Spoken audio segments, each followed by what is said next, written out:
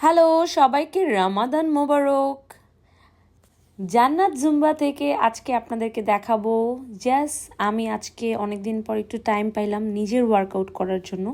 Normally সবাইকে সবসময় workout করাতে হয়, বাট আজকে আমি খুবই আমার ফেভারিট ওয়ার্কআউটগুলো করলাম।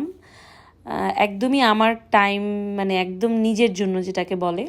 সো আমি প্রথমে এসে 10 মিনিটস রানিং করেছি ট্রেডমিলে, দেন হালকা ওয়েট লিফটিং করেছি এবং যেহেতু সারাদিন ফাস্টিং ছিলাম, খুব হালকার মধ্যেই সারার চেষ্টা করেছি। আর এখন কিছু মুভমেন্ট করছি। যারা বাসায় থাকেন তাদের জন্য খুবই খুবই খুবই ভালো হবে। যদি জিমে নাও আসতে পারেন, অ্যাটলিস্ট এই মুভমেন্টটা করতে পারেন, যেতে আপনার বেলি ফ্যাট অর যাদের গ্যাস্ট্রিকের প্রবলেম আছে সেই প্রবলেমগুলো যেন না হয়। কারণ রোজা থাকার পরে যখন আমরা ইফতারি করি তার 1 ঘন্টা পরে কিন্তু অনেক খারাপ লাগে, বা অনেকের সাথে সাথেই খারাপ লাগে।